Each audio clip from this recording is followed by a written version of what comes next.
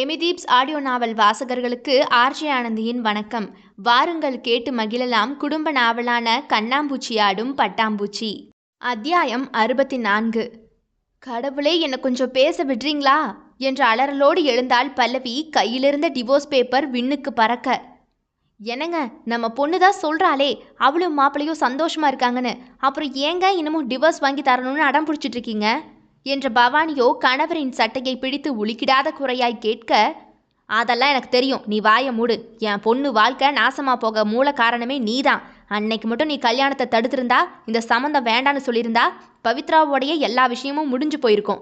என் ஆசை பொண்ணு பல்லவி வாழ்க்கை பலியாகி இருக்காதுல என்ற நந்தனின் கோபம் மனைவி பவானியின் மீது தாவியது.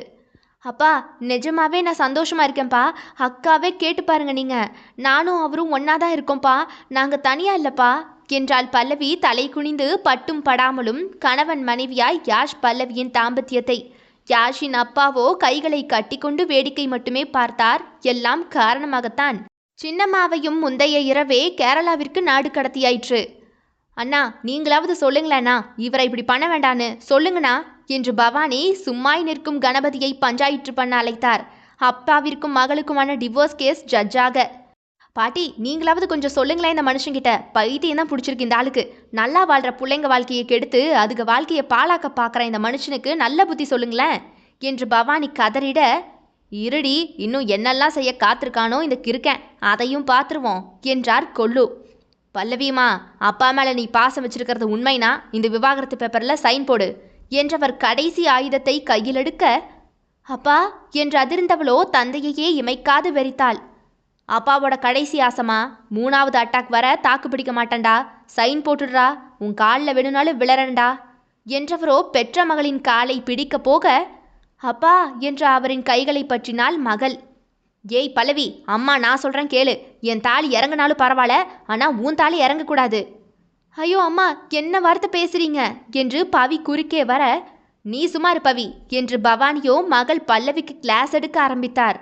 பல்லவி, நல்லா கேட்டுக்கோ, நாங்கள் வாழ்ந்து முடிச்சிட்டோம். பொண்ணுங்க உங்கள் 2 பேரையுமே கரை சேர்த்தாச்சு. இதுக்கு மேலே நாங்கள் இருந்தா என்ன, போனா என்ன? ஒழுங்கு மரியாதையாக அந்த பேப்பரை கிழிச்சு போடு. உங்கள் அப்பந்தான் பைத்தியம் பிடிச்சி அலையிறாருனா நீயும் அதையே பண்ணாத என்று பவானி மகளுக்கு எச்சரிக்கை விடுக்க, அப்பா நம்புங்கப்பா, நானே கண்ணால் பார்த்தேன்ப்பா, பல்லவி தியாஷோட சந்தோஷமா இருக்கா, அவளே கூட அது என்கிட்ட சொன்னாப்பா என்று பவித்ரா தங்கைக்கு ஒத்து ஊத, நீ பேசாத, போன நம்ம குடும்பமானத்தை காப்பாற்ற என் பொண்ணு பல்லவிதான் மனசை கல்லாக்கிக்கிட்டு அந்த கல்யாணத்தை பண்ணிக்கிட்டா என்ற நந்தனோ வெறிப்பிடித்த புல்டாக் நாயாட்டம் எகிர சுருக்கென்றது மூத்தவளுக்கு நெஞ்சு அப்பாவின் பேச்சால். டேய், என்னடா பேசுற நீ வீட்டுக்கு வந்தவகிட்ட என்ற கொல்லு கர்ஜிக்கவும், பவித்ராவோ குழந்தையோடு அவள் அறைக்கு சென்று புகுந்து கொண்டாள். மேலும் அங்கிருந்தால் மரியாதை கெட்டுவிடும் என்று. எனக்கு தெரியும் பல்லவி, நீ விரும்பின வாழ்க்கை இது இல்லைன்னு, அப்பாவை மன்னிச்சிருடா என்று நந்தன் தகப்பன் ஸ்தானத்தில் நின்று கெஞ்ச, மகளோ வழியின்றி தவித்தால் அழுகையை கரை புரண்டோட விட்டு. எல்லாம் அந்த சண்டாளியால வந்துச்சு, எங்கவ என்று பவானியோ ஊர்மி கொசுவை தேடி காணாமல் போனார். நந்தனை பொறுத்த வரைக்கும் மகளுக்கு இது விருப்பமில்லாத கல்யாணமே. பல்லவியின் தற்கொலை முயற்சி அவளை பாதித்ததோ இல்லையோ, நந்தனை வெகுவாகவே பாதித்து விட்டது. ஆகவே மகளை படிக்க வைக்க சொன்னவர் அவளோடு சேர்ந்து வாழ யாஷிடம் சொல்லவே இல்லை. அவருக்கு எப்படியாவது பல்லவியை இத்திருமண வாழ்க்கையிலிருந்து காப்பாற்றிட வேண்டும், அவ்வளவே. ஒருமுறையேனும் பல்லவி அவரோடு நல்லபடியாய் கதைத்திருந்தால் இன்றைக்கு இந்நிலை நேர்ந்திருக்காது. புருஷன் மீது லவ்ஸ் கொண்ட பல்லவி பிடிக்காத மேரேஜ் செய்து வைத்த பேரண்ட்ஸ் இருவரையுமே மறந்தே போயிருந்தாள். அவர்களோடு பேசாதிருந்தவள் பேசிட வேண்டும் என்பதையும் மறந்து போயிருந்தாள். மனசை இரும்பாக்கி கொண்டு நந்தனின் கையிலிருந்த டிவோர்ஸ் பேப்பரை வாங்கிய பல்லவியோ கண்ணீர் தாரை தாரையாய் வழிய சோஃபாவில் சென்றமர்ந்தாள். போட்டுடுமா, இனியாவது நிம்மதியாயிரு என்று தந்தையின் சொல்லில் இதயம் புழுவாய் துடிக்க, பல்லவியின் கையிலிருந்த பேனாமுனை கையெழுத்தை அப்பேப்பரில் கிறுக்கிடும் முன்னே அங்கே ஆயந்தி அவளின் வாயோ முந்திக் கொண்டது வாந்தியை கக்கி.